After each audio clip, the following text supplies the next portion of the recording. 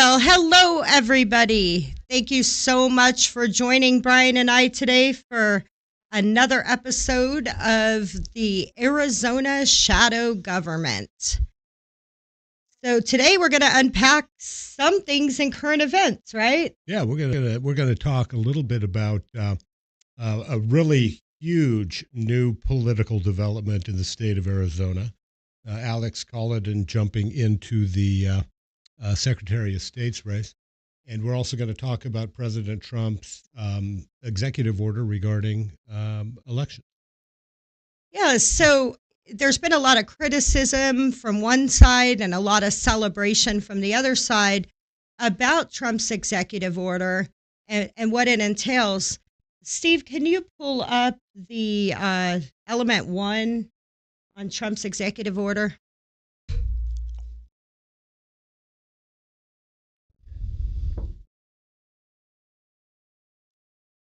So some things that we know here in Arizona, and maybe not everywhere, is we already require documented proof of citizenship to vote in Arizona state elections. The problem is federal law currently only requires that you attest to be a citizen and not actually prove it. With Trump's executive order now, they're going to have to provide documentation to register to vote and prove their citizenship. What are some other things that you think, Brian, are big highlights we should talk about in the executive order? Well, for me, that's the biggest highlight because you get, and what we're talking about today, we're talking about shadow governments. We're talking about non-governmental organizations, right? Government doing what it cannot do through private organizations that it, in part or completely funds. And so, did you see the story come out of Pennsylvania today, where Pennsylvania legislature is actually referring to the Department of Justice, the company that's, I believe, based out of Tempe. Yeah, that's the Voter Participation Network. It's a voter registration NGO. They do voter registration, and so if they're going out and they're tied to groups like Mi Familia Vota, they're tied to a lot of the organizations, Catholic charities that bring in the illegal immigrants. And so if you can get people willing to attest, and there's really no way to catch them, then this is the single most fundamental change, the most important change, I think, in the. And another notable thing that I think is worth bringing up is we've always had the Election Assistance Commission, right? And these people that are supposed to govern the equipment and the standards by which we use them. The problem is these agencies are actually not enforcing compliance.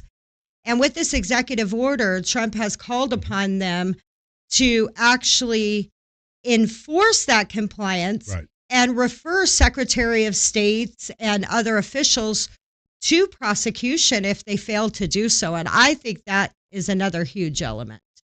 Well, that's pretty big because what we've seen happening is systems like Dominion voting systems not actually being certified by companies that are themselves certified by the EOC. And so enforcing the rules relating to our machines, personally, I would rather see us just get rid of the machines. What we need to do is completely decentralize our elections, get the machines out, take it back to the precinct level where our citizens are counting ballots at the end of the night. And, they can use machines to count ballots at the end of the night, but those are more like calculators that Right. simply add everything up. Until we get to that point, I think we need an EOC that's actually going to do its job. So, Yeah, absolutely agree.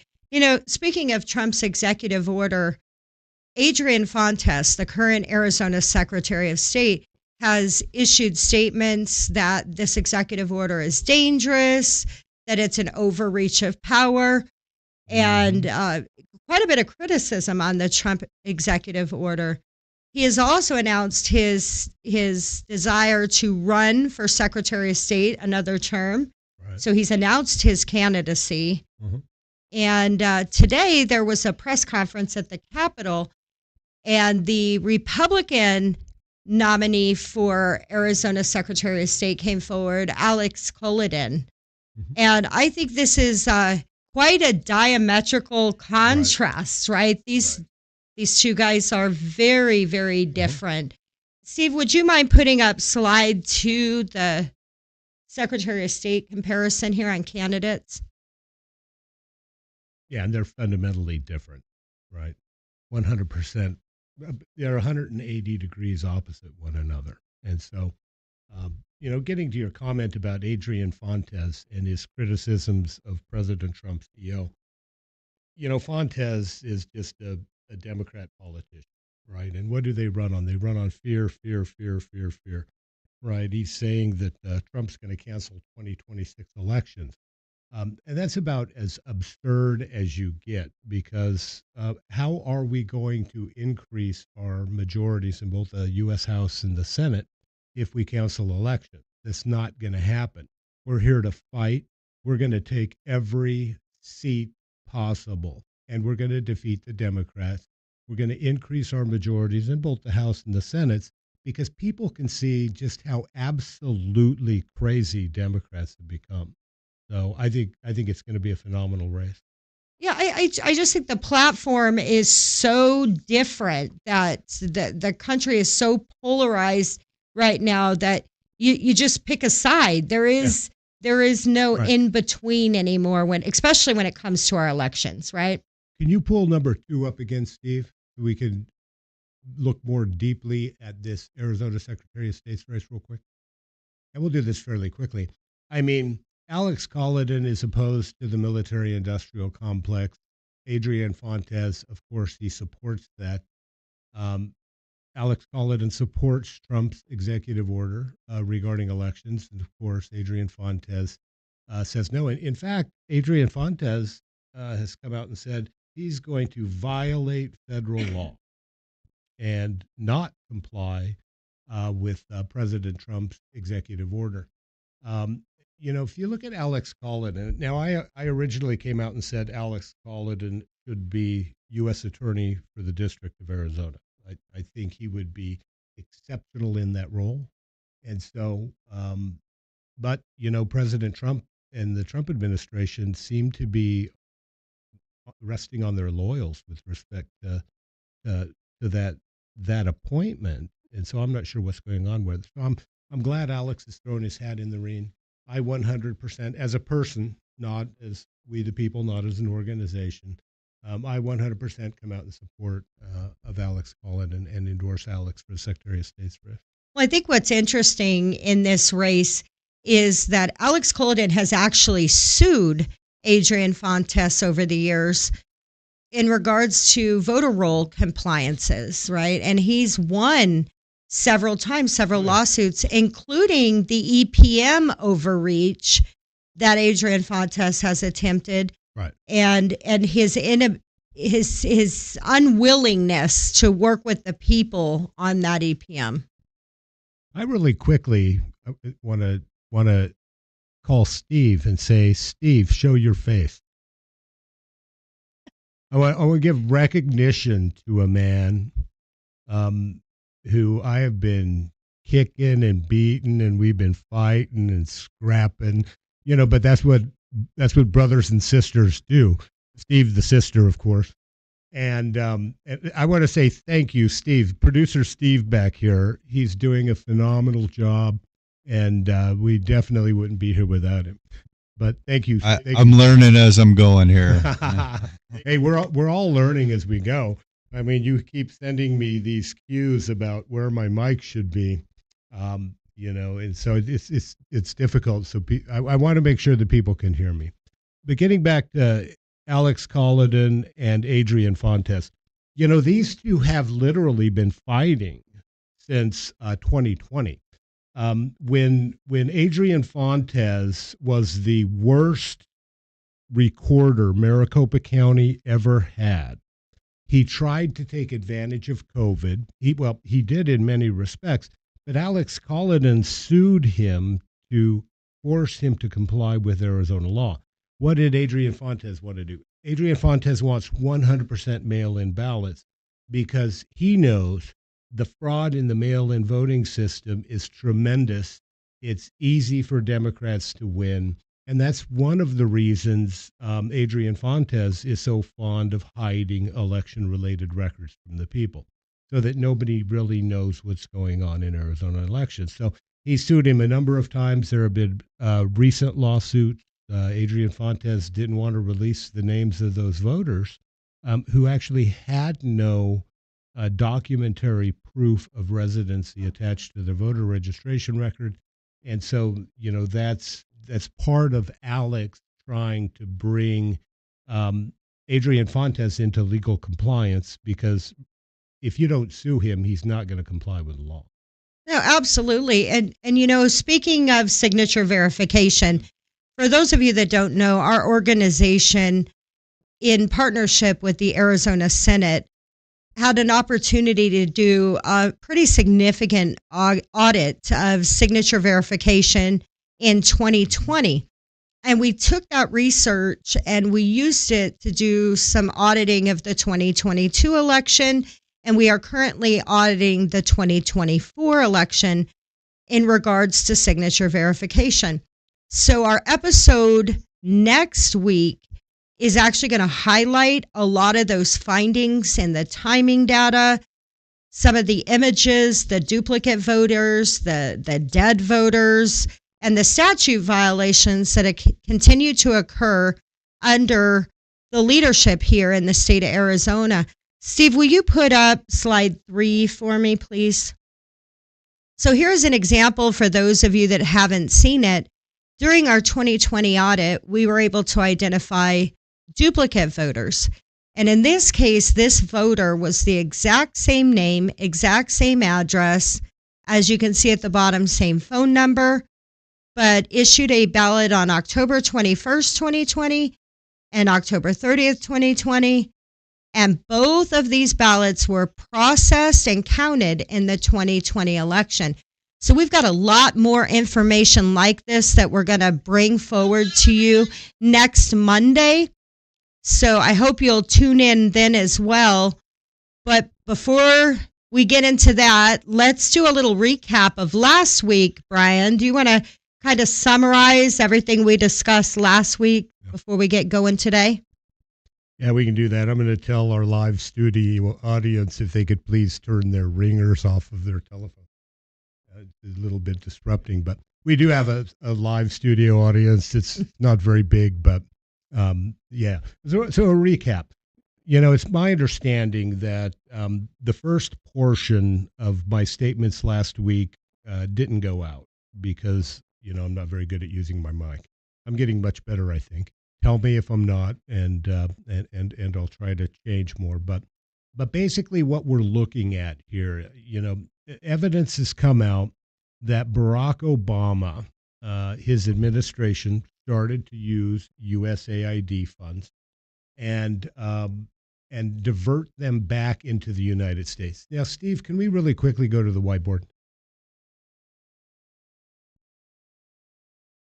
And so the Obama administration, the president of the United States up there at the time, prior to 2016, using USAID, which is basically a tool used by the United States Department of State and the Central Intelligence Agency to manipulate political systems around the world.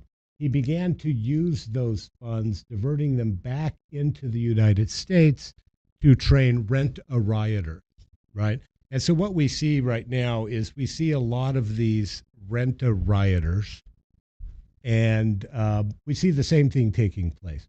And so, non-governmental organizations are typically used by USAID and the CIA to create social mobilization movements, to protest, to do violent acts, to riot, typically in foreign countries to affect their politics. They create NGOs to affect the outcome of foreign elections and to influence the state and city governments. They create NGOs to censor speech. Right. This is a government. The function of the United States cannot perform in the United States. So what happens is President Obama sort of brings all of this home to the United States. And what we see now is a proliferation of organizations like States United, non-governmental organizations, at the state level, in the governor's office, Secretary of State's office, Attorney General's office, as well as in our local county recorder, county attorney, and the Board of Supervisors. And so basically what we're looking at is how these non-governmental actors are doing tasks that government typically cannot do, and how they're influencing our politics and our election. And so sort of a recap of what we talked about last week was sort of initially Stephen Richards' calendar, but we're going to pull Kimberly back in a couple of minutes, couple of seconds, and we're going to go back into that calendar to talk more about the different organizations and people involved. While Steve is getting Kimberly in here, I just want the people to understand kind of the surface level of what it is Brian is talking about. And if our government, the government offices and the government elected, were to perform many of the functions that these NGOs do, we would be living in communist China, right? We have certain... Hi, Kimberly. Welcome. Hey, how you doing, Kim? We have certain limitations on our government that doesn't allow them, as Brian said, to censor speech, to use propaganda arms, and do all those things as a government. So these government elected actually move into the NGO sector, use federal money to act as that arm of our government. And that's really what the shadow government is. And it exists at all levels of government. Welcome, Kim. I can't hear ready. you. We can hear you. Can you read my lips? I don't know. It was working before. It's not now, ever since you guys went live. I haven't heard a word. Not a single word? I have to do all that again? I can't even remember what I said. Okay, so we got producer Steve working on this. And it's going to be a difficult show reading lips. No, I understand. And we're on it. We got Steve trying to fix the problem here. And maybe what we can do is figure out a different way, have you call in or something. Maybe I can. Oh, you can't hear us, but we can hear you. We can hear her just fine. I heard her phone ring.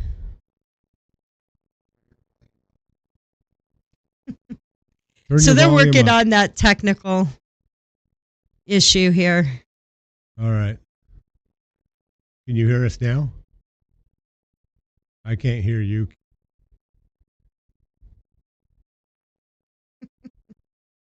Okay, can you hear us now? Can you hear me? Steve's got me all straightened out. Sorry. Okay, can you hear me? Answer the damn question. Can you hear me? I can hear you. I can hear you. All right. Cool. Well, thanks for coming back, Kimberly. Go ahead. No, I was just going to say you've done quite a bit of work on the. Oh, hold on, just a second. Sorry about this.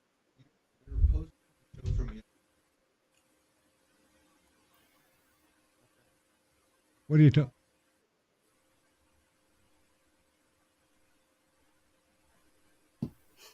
Oh. All right, we're gonna take a quick pause, real quick, folks, as we fix a technical problem with broadcasting. It's my understanding it's not going out live. It happens.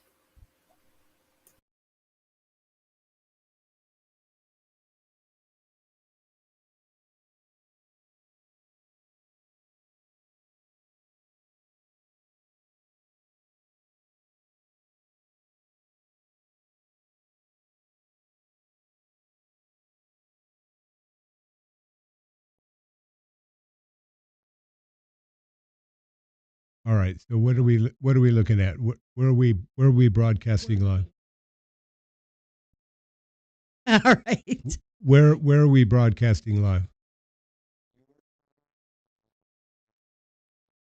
Okay. So we're broadcasting live on at Blemlaw AZ and on at We the People USA AZ, Alliance. USA Alliance on YouTube. Yes. All right. Can one of the members of our studio audience or somebody put that out on We the People's X feed so that they know to go to Blemlaw AZ? All right. Thanks, producer Steve. Or are you going to do that, or you do that? Either way, I can do that. Oh, okay. And then why don't we do that? And then Kim, you want to talk a little bit about the calendar while Shelby's putting this message out to We the People audience? What do you got? Do you want to take a look at the calendar number 4? Yeah, go ahead and pull up that calendar if you would, Steve. So, Kimberly, you've been looking into and researching this calendar for quite some time. Do you want to give the people a kind of a superficial rundown of some of the findings that you've found in the calendar and the travel reimbursements?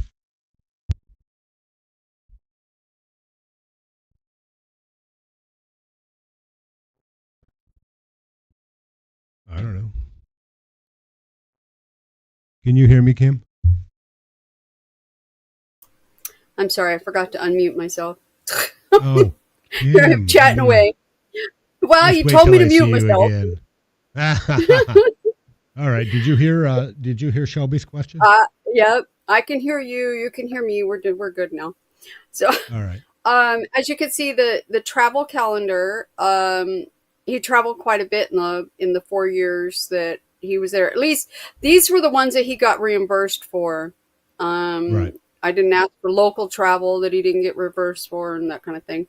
But $4,000. I don't know what the past recorders have done, but to me it seems like quite a bit of travel to a lot of symposiums and conferences and that kind of thing. The biggest Yeah. thing that I noticed from the calendar and matching it up with the travel expenses is that a lot of these organizations are doing them jointly. So a lot of the democracy groups are joining forces. So you would think that they'd be independent, but they're not. They're actually kind of mishmashing together. Well, they're all And tied together, right? I'm sorry, what's that? They're all tied together, right? They're all tied together Right, through typically a right. common funder, right? And that's the way USAID has always done it. Is it sort of sends all of these fingers out, but the fingers Hmm. are still controlled by the same hand. And I'm not sure. I can't hear myself, Steve. Yeah. Yes, you're right. I can't hear And myself. you can't hear. Do you need to hear yourself? You can't hear yourself talking. I can hear you guys. I Oh, can't okay. see you. I see But we're still live, the right? And so I right. okay. And so all of these organizations are tied together because they all sort of spring from the same hand. And I think just looking at this calendar, and just as soon as Shelby gets us reconnected again, um, we're going to talk about all of these venues where Stephen Richer was sort of jetting off to. Typically tend to be fairly left-wing venues. And he's meeting with a lot of left-wing organizations that typically Mm-hmm. tend to tie themselves to the name Democratic or something like that, right? Yes. Yes. So, Kimberly, And you picked yes. out a few particular calendar items that Hmm. you were really interested in. And Steve, can you put up calendar excerpt 5 for us, please?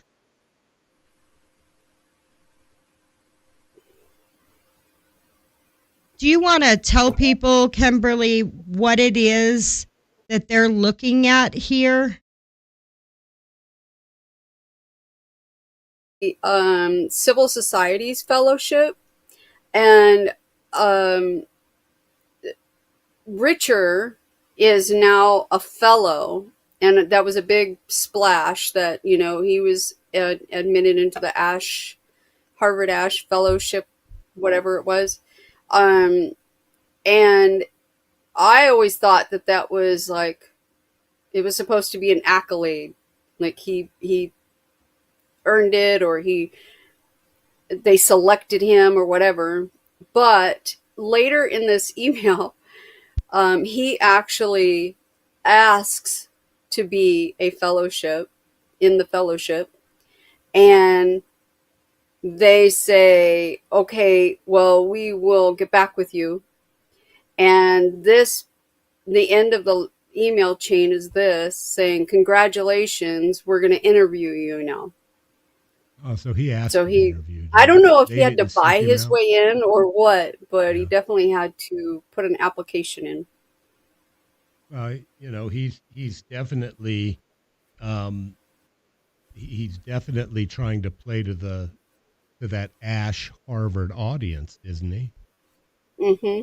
Yeah, what do they call them? The ivory tower, right? And so the ivory tower, these groups that call themselves pro democracy, but are anything but democracy, because I don't know how you can say a society has democratic values while at the same time it's putting duct tape on the mouth of its citizens so they can't speak, right? Absolutely. And when you think about the Ash Institute, there was something else you found in the calendar in relation to Agora. Is that correct, Kimberly? Yes. Agora, SNF Agora was doing an event. I wouldn't even say well, they called it an event, but they called it a not a covenant, a convenience, where they all convene together. And there's like 50 or 60 of them. Yeah, not a covenant, but of witches. it is a covenant. I don't know. Anyway, it's like 50 to 60 people that they were getting together that Richer was going to be talking to them about. And so the two are married in this effort to do this. And what's interesting, I think it's item number, let me see, what item number do we, maybe Is it Steve 11, can pull Agora up. and Ash? Yes, number 11, if he can pull that up. All right. This is what's interesting to me. I'll wait until Steve pulls it up, and then that. All right. Jim, what about it? Okay.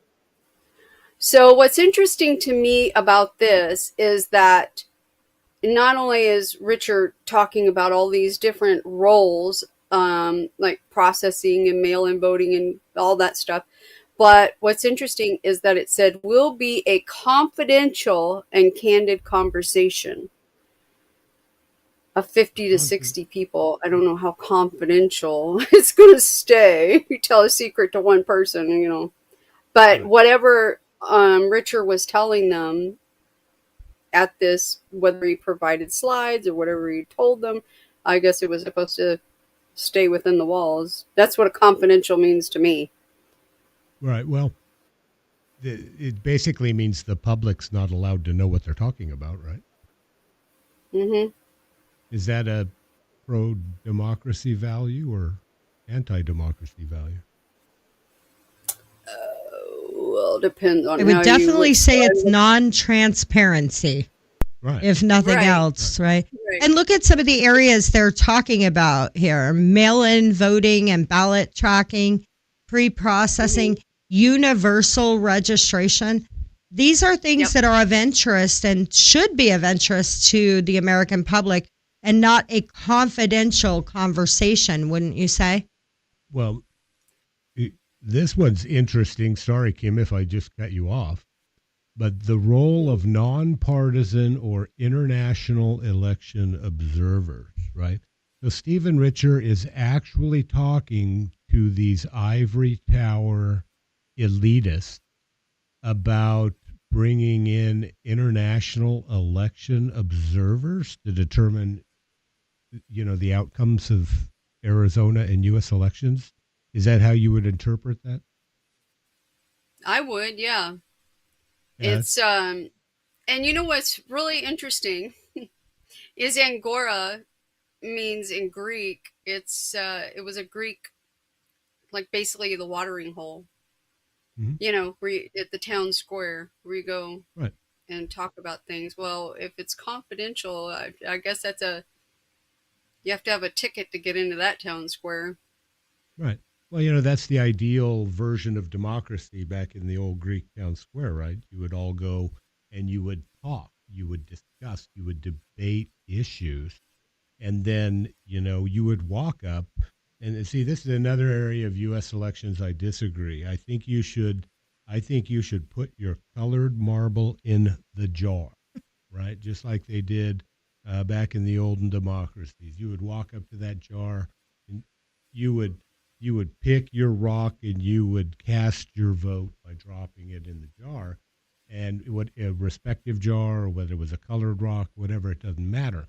But that's the whole point of democracy, is that it's dialogue. It's the people engaged in an exchange with one another and then casting that vote in public where everybody can see what your vote was. And so, Stephen Richer can talk to his ivory tower all he wants, but what do you think? Are you a member of the ivory tower? No, not at all. Yeah. Kim, are you a member of the ivory tower? Nope, Yeah. Yeah. So none of not us part of are that. elitists. No. So he met with quite a few organizations similar to this, and a lot of them are tied together, right? And Yes. you provided us with some audio that you located from the Aspen Institute. And that's another really interesting piece of audio where they're talking about what they believe is necessary to preserve democracy. And I think it would be important for us to play that audio that you provided and let you tell the people about that. So, Steve, if you wouldn't mind putting up that Aspen audio number 7.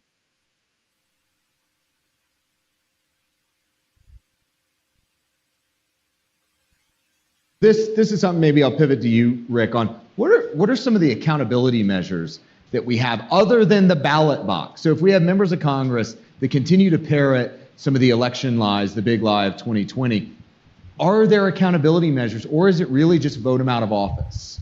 Well, one thing I would like to see, and I had a piece in last Sunday's New York Times, is prosecution of Donald Trump for an insurrection. We need what lawyers call specific deterrence. Yeah. That means we need to deter this specific actor from doing this again, because there's every reason to believe that he would. And we need general deterrence. So I think that's dealing with the past. But what we really need to deal with the future is we need to know that if people try to steal the election next time around, it's not going to look exactly the same way as it did before. We need to game out all the different ways this can happen. There's actually a very narrow legislative window right now. There's conversations going on among Democratic and Republican senators to pass an anti-election subversion bill. It would do things like fix the Electoral Count Act to say that the vice president doesn't have unilateral power to throw out votes. But I hope it will also do other things, like I would like to see a requirement that every federal election, and Congress has the power to override states. It's an Article 1, Section 4 of the Constitution. Congress can say, you must use paper ballots. And I think that should absolutely happen. Louisiana should not be able to, and some counties in Texas, they should not be able to do anything that doesn't produce a piece of paper that can be counted by a judge. I mean, we need things that can help people know what the truth is. And transparency, some of that can come from Congress. Some of it can come from the Department of Justice. Well, Well, who was that? that interview or that panel was actually, there's a lot of interesting things about it. But in particular, speaking about the calendar, there was the ones in attendance, that person talking was Rick Hasen. Rick Hasen is a UCLA law professor and a quote unquote election expert. So that was him speaking. Then there was also Kim Hyman from CISA, and Richer, and Chris Krebs was moderating it. Now, the interesting thing about this particular panel was because there was an entry in the calendar that Richer was prepping for this panel with Chris Krebs, CISA people. Now, and they were also in other entries, he's had preps with Chris Krebs and other people on the panel. And I always thought, I guess I'm naive, but I always thought that when people showed up on a panel, it was like independent thought. You know, everybody comes with their own independent ideas and, you know, their own experiences and that kind of thing. I never visualized them coordinating in the background in preparation for a panel. Well, you can't exercise good propaganda if you don't coordinate your message and make sure that everybody is tracking the same, right? So these aren't free thinking idea town halls or panels like we would have. These are town hall panels with a coordinated propaganda message. And in this message, it sounds like they're saying the way to save democracy is to prosecute Donald Trump and put thought police laws in place so that people can't question the elections anymore.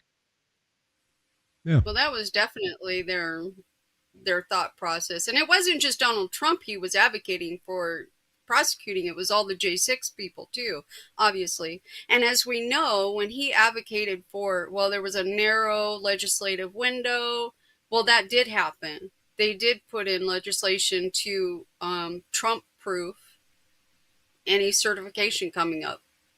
Well, and you know what's funny is these are all a bunch of ivory tower liberals, right? Not much different than who? Adrian Fontes. Adrian Fontes, blowing a gasket because Trump's EU on the elections, and here the liberals in the ivory tower are talking about using Congress to basically federalize elections to prevent someone like Donald Trump from ever being able to run from office again, right? And I think we see the same thing happening in France right now, right, with Marine Le Pen. Did I say that right? They just sentenced her to 4 years in prison, arrested her, and they're banning her from the polls. They've done the same thing, haven't they? Is it Romania? I believe so. Yeah. Mm-hmm. If we don't like you and you're a populist candidate that could win, then we find a way to prevent you from running. Right. And that's. Well, didn't Maduro do that too in Venezuela? He did. Yeah, all dictators do that, and that's exactly what these ivory tower liberals are, right? And that's why democracy. People need to ask their elected leaders, what do they mean when they use the phrase democracy? Because it doesn't always mean the same democracy we learned in school, where we debate the issues, where we go to the polls and vote and elect our representatives. For some, it means bringing together these divergent social groups to form a consensus on how to govern. And that's fun. Those are two fundamentally different things. Well, and many of these nonprofits do a lot of operating in foreign countries too. Right. And they go in there to teach them democracy. But the form of democracy they're teaching is exactly as Brian said. They're going in and saying democracy is us laying out kind of this socialist path for you. and this institutional framework, and you just operate within that framework, and that's true democracy. And it's really has nothing to do with empowering the people or giving the people a voice at all. Right.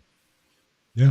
Well, it's funny that you say that, because this ties back to. I want to read something to you guys that I found. I didn't get it to you guys in production, but there's a guy by the name of Ashan Fung. Oh, you know what? We actually have a slide on a Shan Fung. So after you read this, there's some interesting stuff on that guy. So go ahead, Kimberly. Because he's part of the Ivory Tower, and he is a professor.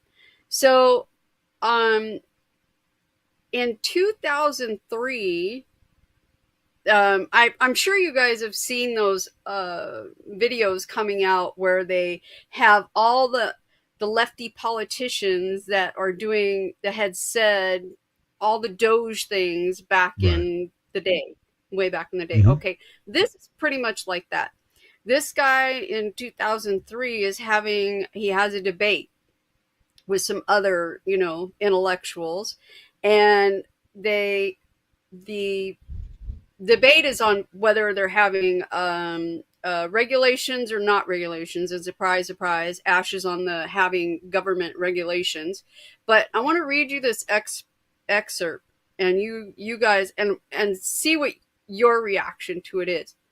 Okay. In particular, this is how it starts. Just this little paragraph. He says, I'm trying to blow it up. Hang on. It's not cooperating. Okay. In particular, radical democratic ideas join two strands of democratic thought. First, with Rousseau, radical Democrats are committed to broader participation in public decision-making. Citizens should have greater direct roles in public choices, or at least engage more deeply with substantive political issues, and be assured that officials will be responsive to their concerns and judgments. Second, radical Democrats emphasize deliberation. Instead of a politics of power and interest, radical Democrats favor a more deliberative democracy in which citizens address public problems by reasoning together about how best to solve them, in which no force is at work. And then he quotes Jürgen Habermas in 1975 that said, "Accept that of the better argument." The ambitious aim of a deliberative democracy, in short, is to shift from bargaining, interest aggregation, and power to the common reason of equal citizens as a dominant force in democratic life. So what's your thoughts on that? Well, I don't know. What do you think, Shelby? Well, I find it interesting that they consider radical Democrats as the one that gives the people the voice. When you look at how it translates here into America, and it's the radical Democrats that are typically having these major censorship protests. They're trying to shut down free speech. They're trying to silence anybody with opposing viewpoints and shout down those who are speaking deliberative ideas. And there is no real deliberative ideas within the radical Democrat sect here. So it feels very contrary to actual truth and how this plays out in reality. Yeah, That's the way I I agree read with it that too. Yeah, and one of the fundamental differences, I think, is that when you're talking about democracy, what they're talking about can't happen on a scale the size of the United States, or even the scale the size of puny little Canada. Right? They're just too large. There are too many people, and that's why when they created the United States of America, they limited the federal government's power and they left most of the power at the state and the local level, where we people can actually come together and have those deliberative debates in our local communities and then vote accordingly, right? And so that's you have to look at our structure of government and with respect to us being a representative democracy at the federal level, but having far more components of democracy at the state and the local level, right? For example, the referendum and the initiative. Those are forms more closely associated with a direct democracy, where we the people can debate the issues in the media and in public, and then we cast our vote. And yes, there is some force attached to that, and that is with the force of the what one would presume to be the better argument, the winner, right? The winner wins, and that's the way it goes. That's the way it's With supposed to respect, work. yeah, that's the way it's supposed to work. But when they want to tie your hands and they want to censor you, that becomes problematic to have those debates, doesn't it? So, Well, and that's why I brought up that little excerpt out of that paper, because I don't think anybody has felt that there has been debate in the last at least 4 years, right? Whether it be the elections, whether it be COVID, whether it be whatever, it was just shut down. And it's interesting that the very people that Richard is meeting with are part of the group that doesn't want us to have that debate. And yet that they try to justify that now, but when, to go back years and they're speaking our language. yeah, that's because they're the ivory tower. They're smarter than us. There's a definite ideological bent in the ivory tower. Academia and all of these non-governmental institutions, they all share a common ideology, and that common ideology, it believes more in a democracy that's not an input to the political process, but an output from the political process, right? And so, if you look at a communist system, it's a system based on force and coercion that puts out the produce of society on an equal basis, and that is deemed to be democracy. And so I think that's where we're at in the United States, these two polar opposite ideological ends. So when we talk about these organizations like the Aspen organization, the Ash Institute, and some of these other organizations, there are key players that kind of call the shots here. And Archon Fung, who you quoted there in that article, he's kind of an interesting character. Steve, can you put up slide 10 for us, please? So Archon Fung is the director of the Ash Center. He's the one that issued the press release about bringing Stephen Richer on board with the Ash Center as a fellow. And his primary goal is the democratic governance innovation area.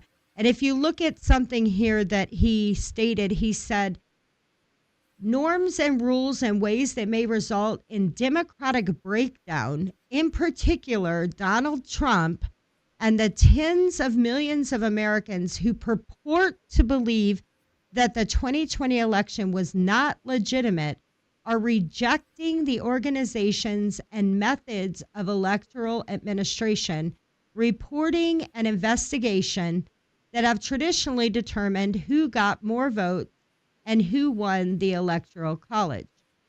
So what's interesting here with Archon Fung, in my opinion, is he's talking about this radical democracy where everybody has a voice, but then he's also talking about this idea of these millions of Americans who are rejecting what they believe is the best way to administer the elections. and talking about the insurrection at J6, and then this organization is behind the Aspen organization and the push to actually arrest Donald Trump. If you can go ahead and drop that back down. Yeah, it's funny because he's talking about, we have rejected these methods, these administrative processes that have been in place forever, right? And that is the absolute fallacy. Right. That's the true big lie. That's right? the true big lie. The true big lie is that these electoral processes have not been in place forever. When was the last precinct-based voting model used in Arizona, in Maricopa County? I want to say, please don't quote me on this, but I believe we transitioned into the vote center model in around 2017. It was before the Right. 2018 election. Right. And so we used to have a very decentralized mechanism for voting, right? The precinct model. How many precincts are in Maricopa County? Right now, I believe there are around 970. Right. 70 so. Right. And so that'd be like 900 and some vote centers, right? Where people would go cast their vote. You would go cast your vote at a church or a school or something like that in your community. You'd walk in, a member of your community, a citizen would check your ID. They would hand you a ballot. You would vote that ballot. And then at the end of the night, the citizens working at that little polling place would add up all the votes, and they would phone them or email them in to the central counting facility, right?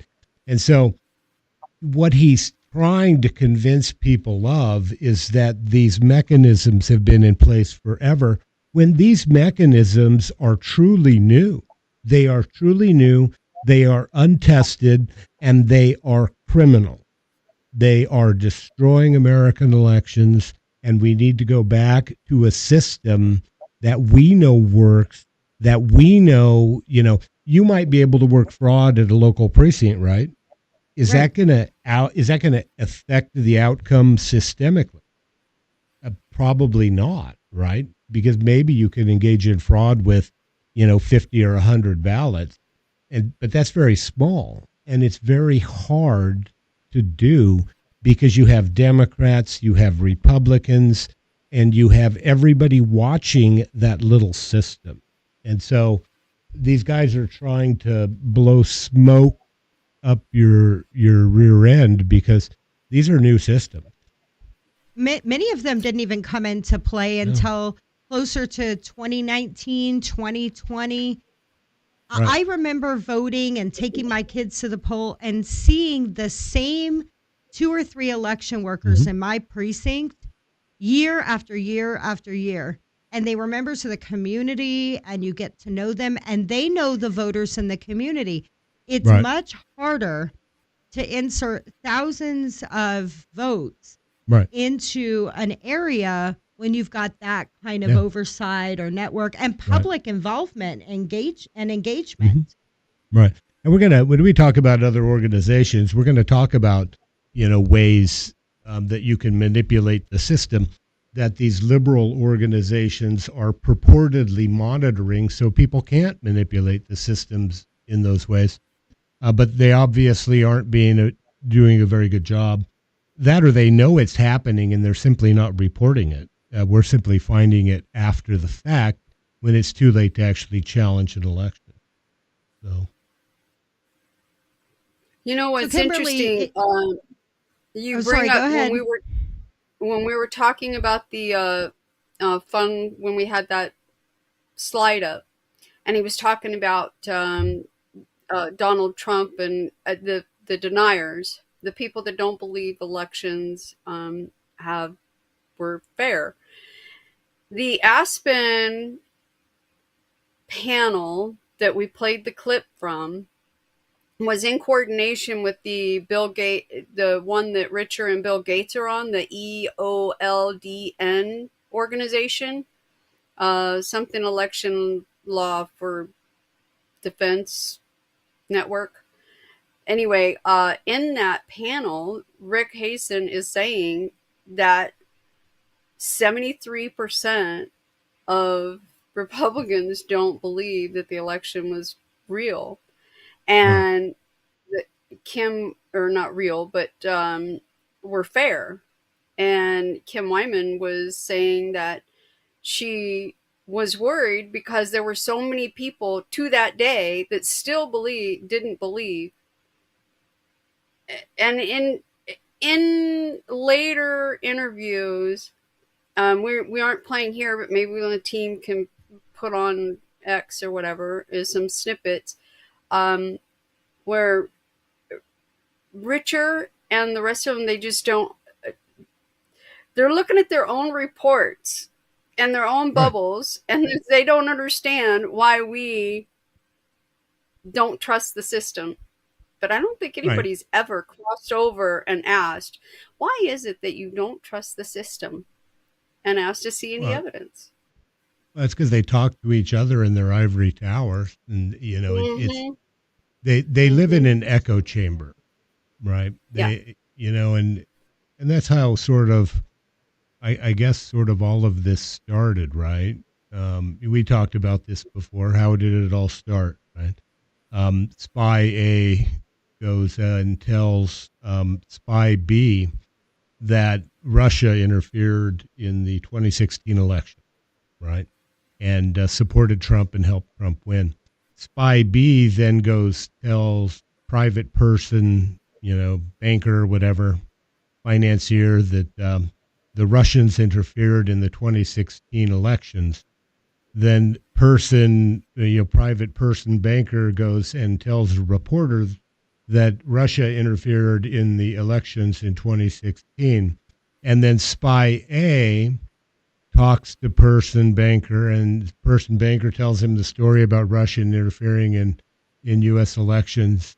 And Spy A reads the newspaper article on the very same subject. And Spy A says, oh, confirmation, right? I have confirmed that the Russians stole the election. And who is that person, Spy A? That's Suzanne Spalding, isn't it? Yeah. Susan Spalding, right? So this Yeah. is how they create their narratives, and then everybody in this left-wing ivory tower that participates in these NGOs and these discussions of democracy, they all push that same common agenda, right? Mm-hmm. You're absolutely right. Ivory tower. Yeah, ivory tower, drink. Oh, Yep, damn. yep, yep. No, that was the last of my coffee. I'm out of coffee pods. I'm out of coffee pods. Hey, can I get a member of the studio audience to go get me coffee pods? It's true. So, when we talk about the ivory tower and these organizations that all kind of live in that ivory tower, Kimberly put together a list for me, and we have some images of all of these different interconnected organizations that you call the quote unquote democracy groups that Richard has been working with while being paid as the county recorder for Maricopa County.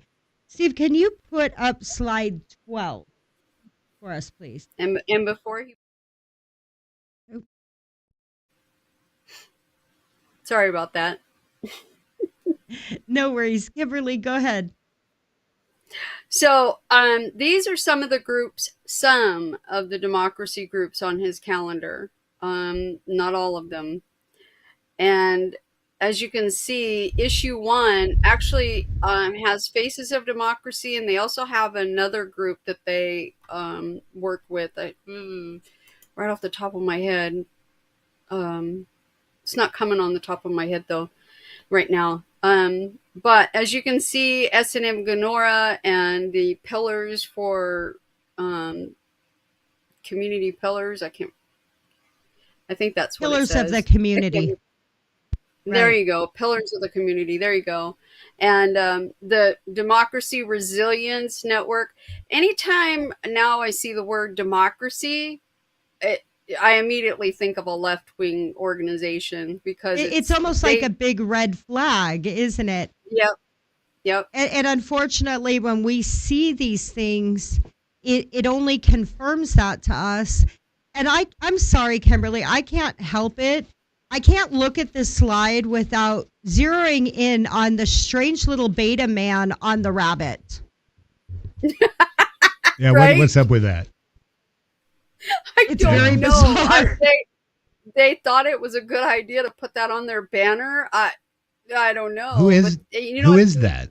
If you read there, I don't even know if that's anybody that they would claim. I don't know. Numbers and nerds, a crash course in capitalism.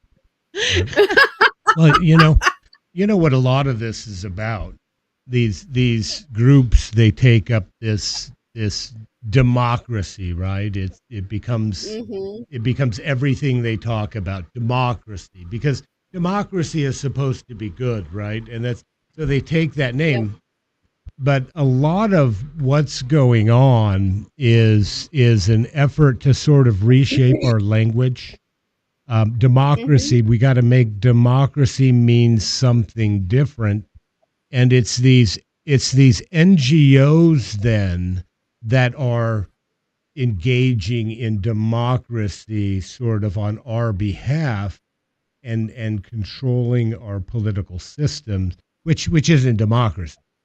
Right. It's a bunch of left wingers running elections, overseeing the elections, evaluating the elections, and determine the outcome of the elections. And that's the problem here, is our elections are controlled and run by a bunch of left-wing, ideological left-wing organizations that have ties to the national security state and to the ivory towers of Harvard and Stanford, something we know is a Central Intelligence Agency school, right?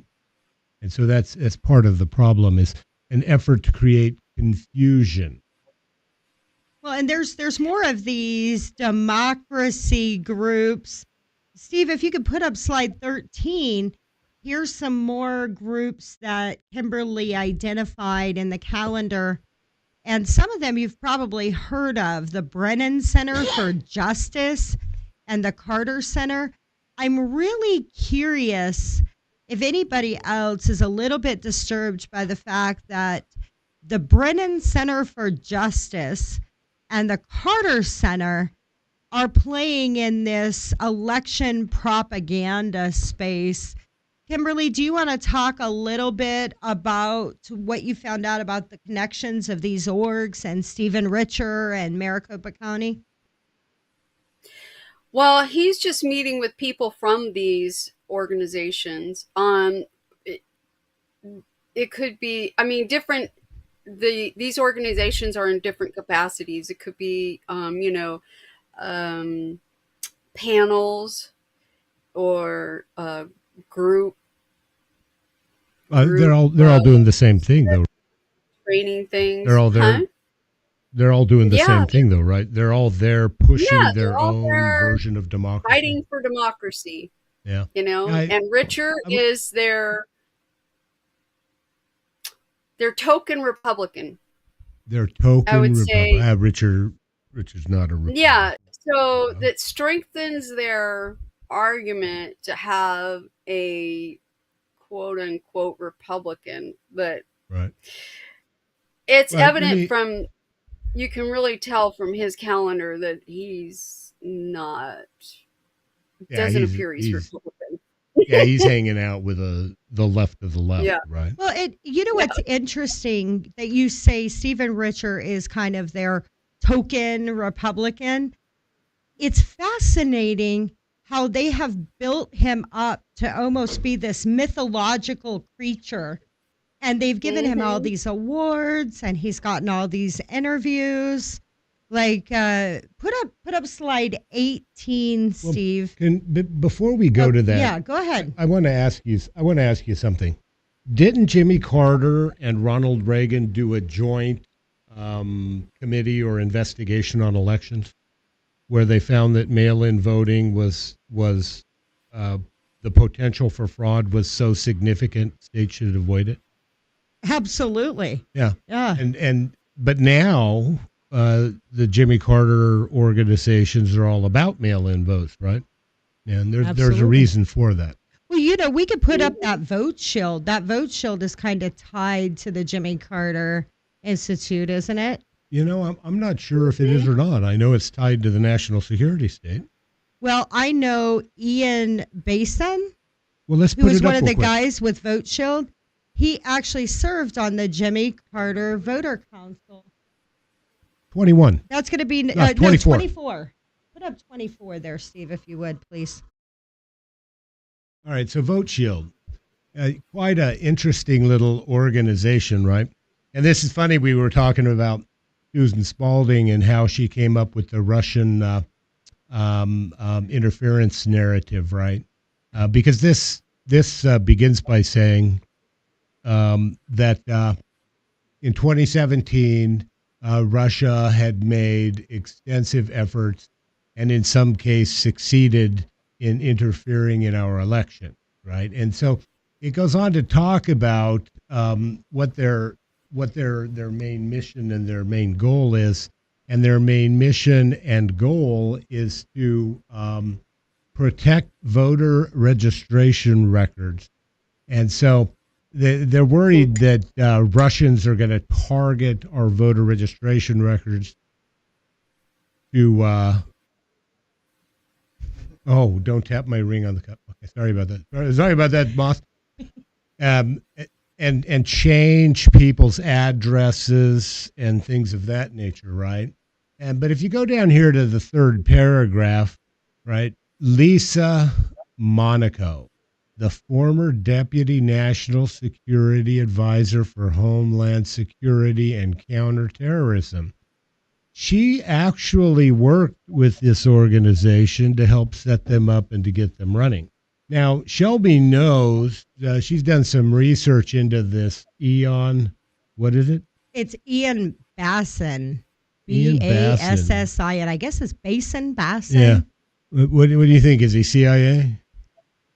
More than likely. So he started off as a campaign advisor for Barack Obama. Mm-hmm.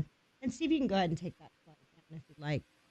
So he started off as a campaign advisor for Barack Obama, and then he eventually became a member of the transition team, and then from there, one of the chief legal counsels for the White House under the Obama administration.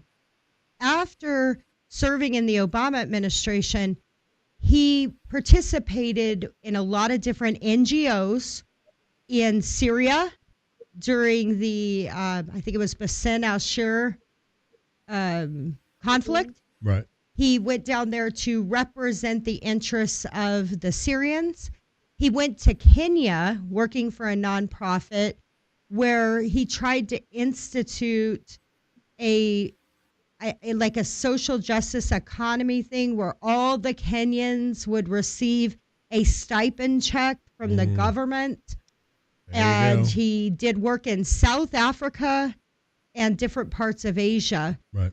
And now he's back as the CEO of Vote Shield. Right.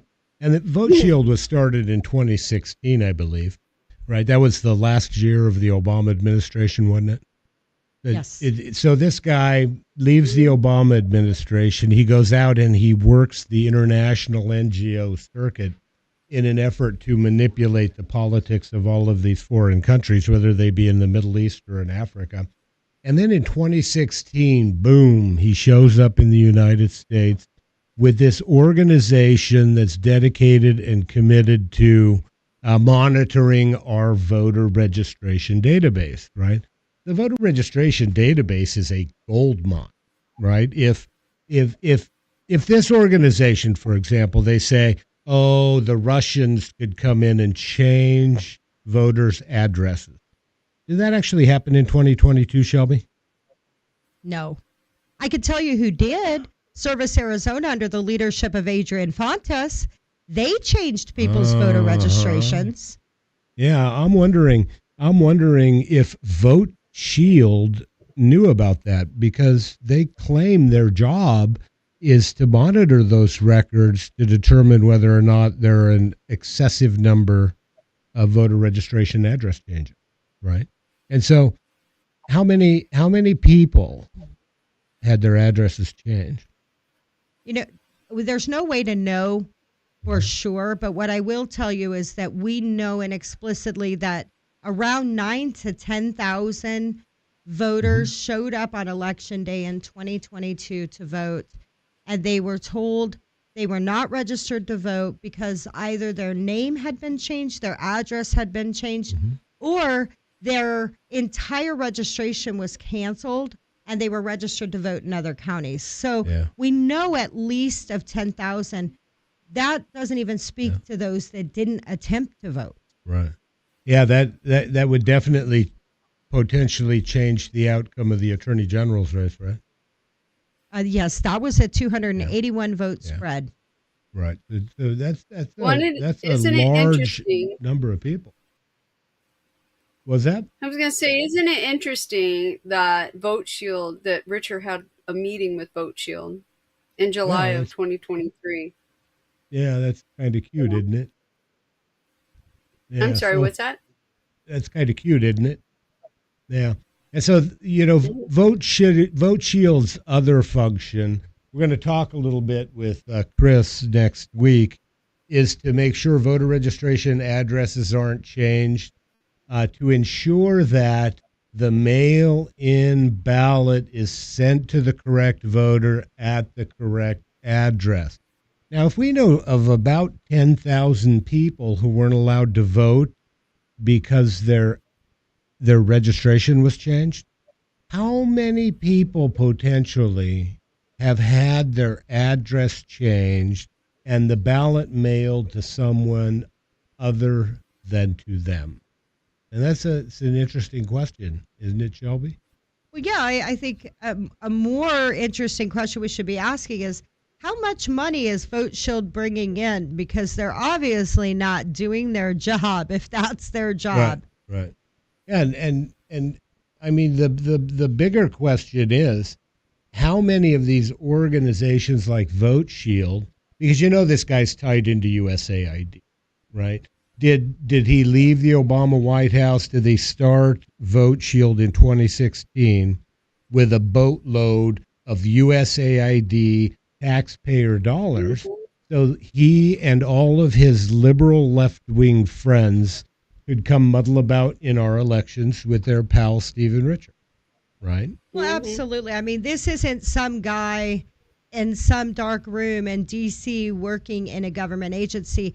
This man was very closely tied to Barack Obama from starting off as his campaign advisor, his transition team, his lead counsel. Right. This is a man who worked very closely under the Barack Obama administration, and there is no way that Barack Obama did not play some kind of role in Vote Shield and its starting. And Right. so it's definitely one of these NGOs that's being influenced based on the shadow government. Right. So, I mean, And you had said that Susan Spalding came up with Russia hoax. She really didn't come up with it. She was just the 4-star general that helped implement it right. to get Right. that But it less was along leg. the same theory, right?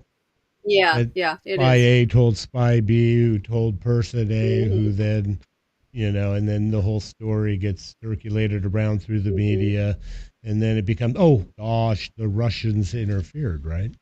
And so, but that's, brings up an interesting point that I think it was the ASH conference you were talking about, Stephen Richer preparing with a bunch of members of CISA, right?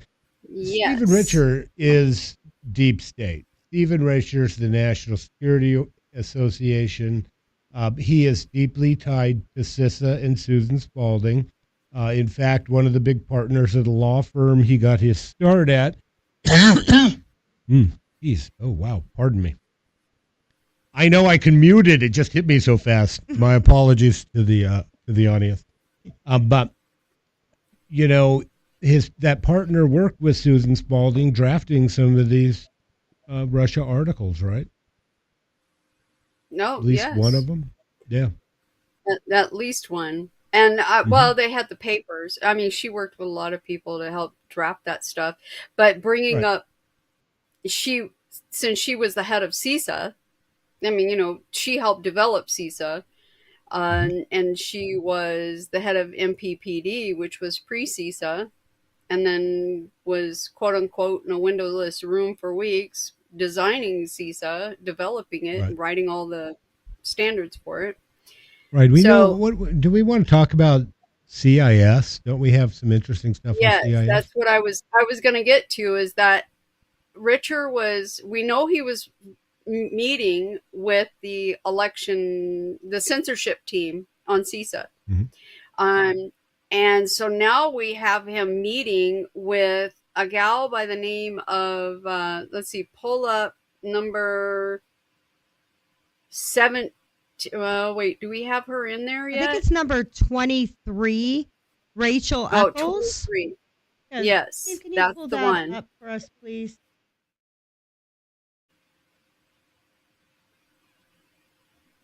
So, Okay. Kimberly, go ahead and let the people know what you found out about Rachel Eccles. Well, there's not much, I mean, there's not much out her on the net, but as you can see, what I did find is it says that she is part of the Center for Internet Security. But I want to draw your attention down to her email address. Hmm. She has a CISA, associates.cisa.dhs.gov address. So it to me, this looks like a marriage between CIS and CISA. Right. We've Is this often opined on whether how they CIS is doing the work of CISA, but here we have somebody that actually has her foot in the door on both. right? And they claim to be a private organization, right? And so Yes, yes. that's what we were talking about earlier, is that the government has started using these non-government organizations to do the business it cannot do, right? Because it would be hmm unconstitutional for CISA to put duct tape on your mouth, but it wouldn't be unconstitutional for a private organization to put duct tape on your mouth. And so this find you have here ultimately raises the question: um, who who who does she work for? Does she work for CISA, or does she work for CIS? Does she work for both? That's a good question. Well, I I think don't they're know. they're one and the same, right? When you Yeah, really yeah. get down to it, this was an accidental gotcha because you utilized a public source that kind of compiles and pools all this information. So she's Hmm. publicly advertising that she works for this NGO, right? Right. CIS, but they found her attached to a DHS email. And I hmm don't think they anticipated that connection to happen because we all know CIS is the NGO that was developed by our government to do the work CISA could not do. And so she hmm works for both. Well, that's hmm interesting because we know that CIS has involvement in Maricopa County Attorney's Office, and so the question is Maricopa County's Attorney's Office censoring speech of citizens in Maricopa County or Arizona more broadly? I have a big question. I don't know if we've done a public records request yet, but we know that Maricopa County Board of Supervisors now is using an app to regulate speech. Have you heard about that? I No. haven't. Please share.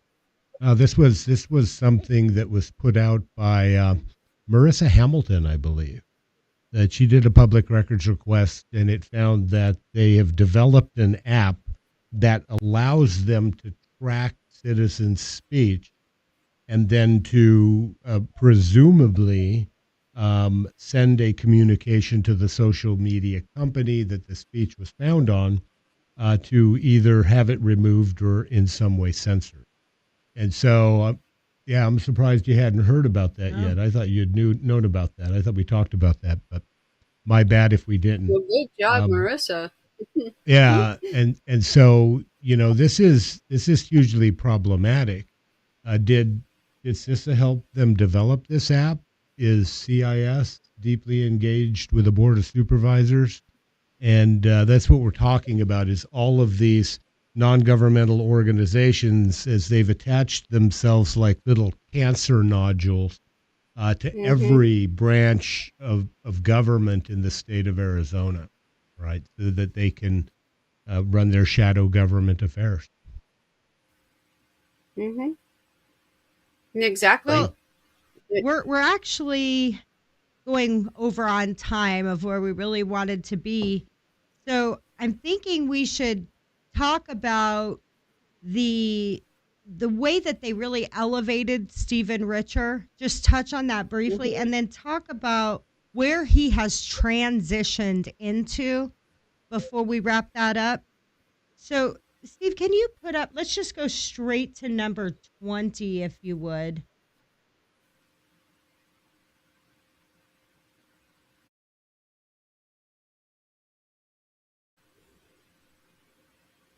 So here at home, Stephen Richer is probably one of the most disliked politicians, at least based on the Republican Party. And I don't think he's incredibly well liked on the Democrat side. But somehow he was elevated into almost this hero status. Kimberly, do you want to talk a little bit about some of these awards he received and kind of his travels to go receive some of these awards?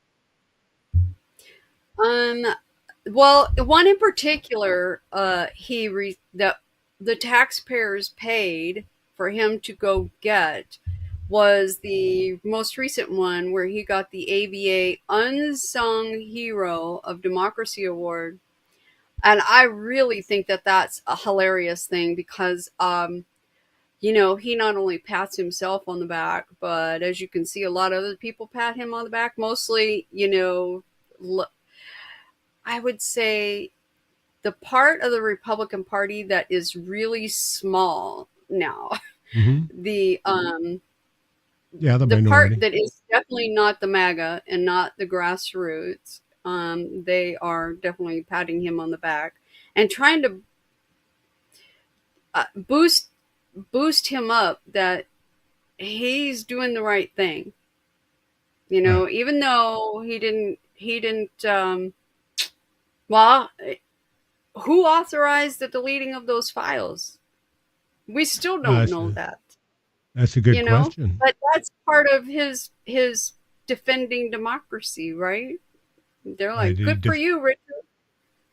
Yeah, defending democracy is hiding the fact that files were deleted from the election management server prior to it being turned over to the Arizona Senate, subject to a subpoena, a validly issued subpoena. And so we still haven't gotten to the bottom of that. And so, Stephen Richer, seems like one of his primary jobs, wasn't it, was to censor that fact.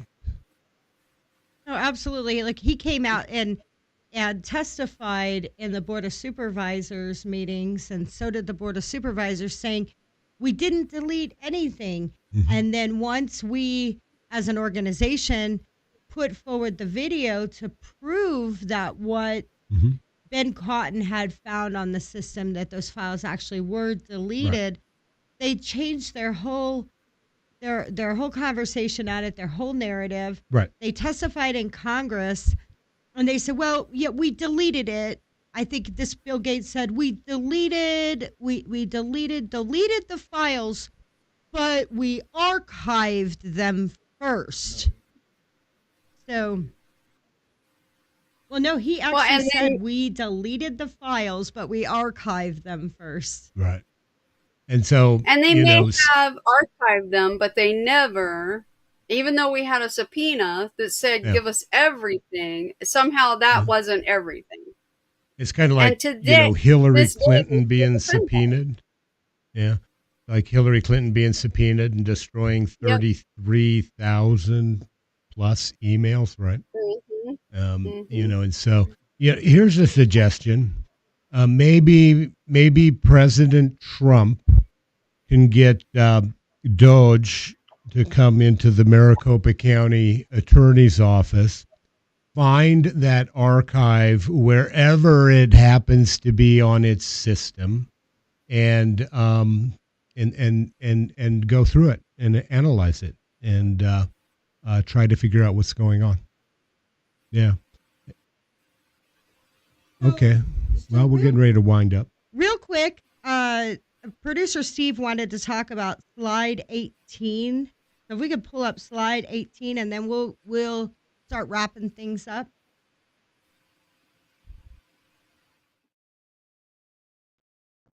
Oh. Oh. So Steve, you said you had some comments you wanted to make about this slide. It is quite interesting if you look at that array of characters in that photograph, including Mr. Stephen Richer in the background.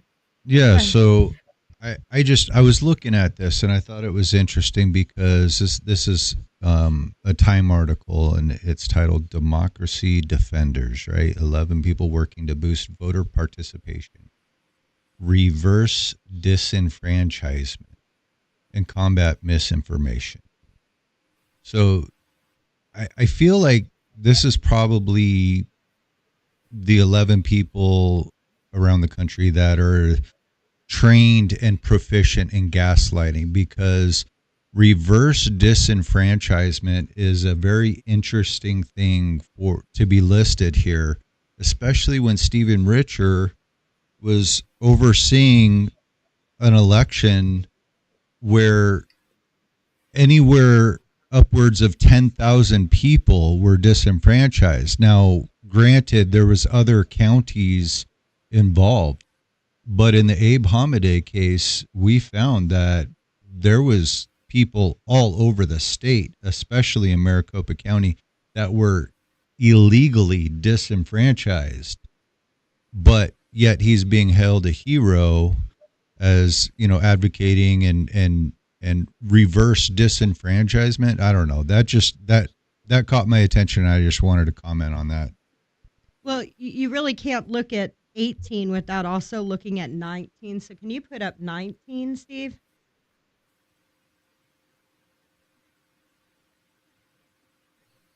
I didn't convince everyone that this was a process worth believing in. Right. I think Stephen Richard's primary mission in the state of Arizona, he was trained to do what he was sent here to do, and that was to manipulate the voter integrity movement, into believing that there's nothing wrong with our elections and the way we're doing things is just fine. And Stephen Richer completely flat-ass failed in his what I think his primary mission in Maricopa County was. I think his job was to help to bring you, Steve and Shelby. And so, yeah. What do you think? Do you think part of his job was to sort of bring you under his wing and to shut you up? Me? Yeah. Well, you and we the people. Yeah, I mean, he came around. We met him for the very, very first time when he decided to run for office, and it was interesting. Mm-hmm. We got along with him okay, but there was always something kind of off with his investigation in 2018, and yeah, it's very, very possible that his whole job was to try to get into those sects of Republicans that at the time were very small, that were speaking out against elections. And Steve and I happened to be kind of in the forefront of 2018 and speaking out against the elections, and befriend us and help us to gain confidence in the system. The problem was there was no confidence to be had because the minute he got elected, he immediately went against everything he campaigned on. And I think he had hoped that the personal relationships he developed was going to obscure him from Right. any damage Right. for that, right? Yeah. And so it's very possible. I mean, the man was obviously sent here to serve the purpose he Mm-hmm. did, and that was to cover up Adrian Fontes's operations in 2020 Right. and make sure that the institution that they were operating would stay intact. Right. And, kudos to Stephen Richer on that point. He definitely did the job they hired him to do, not the job the American people did. Well, and I tell you what, I think that Alex Collins, he was on. Who's that local radio talk show host? Garrett Lewis. Garrett Lewis. It was actually a pretty excellent interview, and what I really liked, what Alex had to say is the way you get buy-in from the voter, right? The way you get support from the voters, and to get them to trust your election systems is through dialogue and transparency, right? Dialogue and transparency. And that is letting voters not just see what happens before it happens, right? Because that was Stephen Richer, his big thing. He'd go to the media and, I'm going to invite you down to MC Tech and we're going to give you a tour so you can see how everything happens, right? But then once it happens, Stephen Richer hides everything, right? So he was the most anti-transparency county recorder, aside from Adrian Fontes. It's almost like these two want to hide everything about our elections. And that's what the big push during COVID was, trust the experts, right? Right. And that was their big push, trust the experts. And, quite frankly, Americans, we just don't have that trust in experts because, your ivory tower, it might be made of ivory, but, that doesn't make you any smarter than most American people. So, Absolutely. Well, we need to think about wrapping up, Kimberly. So I would really love to have you share your final thoughts with the listeners and close us out on everything you learned with the calendar, if you could, and then we'll say goodnight. Okay, great. You guys can hear me okay? I think playing into exactly what you guys were talking about, that the calendar shows Richer's mission. And it appears that his mission was to make a marketing campaign to just convince people that the elections were okay. And maybe we'll talk about that more another time.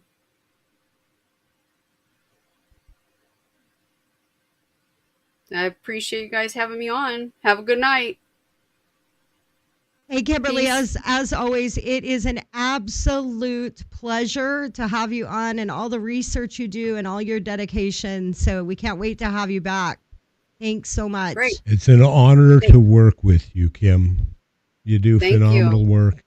I wish you and your family peace, and I hope you have a wonderful night. Thank you. Thank Brian, you. what are your final Good night. thoughts on all of this? My final thoughts on this, well, I'm not sure anything's final. We're still investigating. We're going to continue investigating. And so that's why finality really doesn't exist, because we're never going to stop until we get to the bottom of what's taking place in our elections. But I think more profoundly, I think what we really learned, especially from Wong, was it Wong or Wang? It's neither. It's Fung. Wong. Fung. Okay. Well, what we learned from Fung, right, is that, Americans just no longer trust these institutions that they have always trusted before. And I think it's imperative that the people understand. And hey, Stephen Richer, maybe you can smoke this one in your peace pipe. Is that these systems are all new.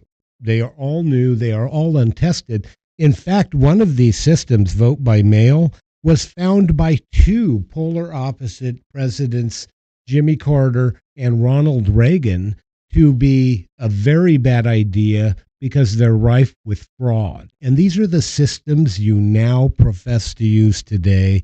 in support of democracy. And so we're going to keep fighting for the people.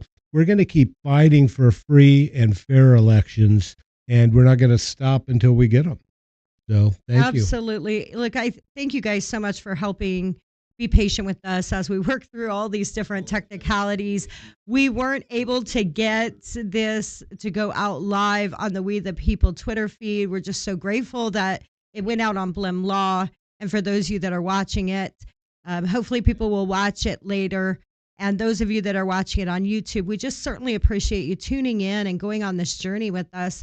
And when we talk about this idea of mail-in ballots and these presidents that were so different that said there was fraud. Look, mail-in ballots, in my opinion, are criminal. Yeah. They are just nothing more than criminal. And we are going to take a really deep dive into the evidence that supports this theory that mail-in ballots are criminal, along with all of the state statutes that are being violated, therefore making it criminal, in next week's show at 7 p.m. on, I believe, what would that be, guys? Monday, a week from today? I don't even know what today is. Monday the 7th, I believe. So next Monday, 7 p.m. Arizona time, 10 p.m. Eastern time, 9 p.m. Central time. Please join us because this is an episode that you are not going to want to miss. It's going to help you to have a better understanding of the mass amount of fraud that comes in through mail-in balloting and why it is so critical that we continue to work to stop this in any means possible. Mail-in balloting is not secure. And it is anti-democratic because it gives one group of people, the people who control a large number of those ballots, the final vote. So absolutely, it's so you'll see, you'll hear for yourself. But we really appreciate you joining us, and like I said, it's just wonderful being with you, and hopefully you'll continue this journey with us as we improve on all of our techniques and everything we're doing. So. We're getting better, I think. Well, we didn't have to hit Brian with the ruler today, and right, that's true. And we didn't break anything. Yeah. Oh no, you broke something, right? Well, no, my arm fell off. My mic arm fell off, but I think we managed through that fairly, smoothly. Yeah, I don't even think anybody noticed. I know. Producer Steve came over and he duct taped it to my knee, and so we're good to go. So thank you for watching. It's been a pleasure. Thank you, guys. Please like, share, subscribe. See you next time.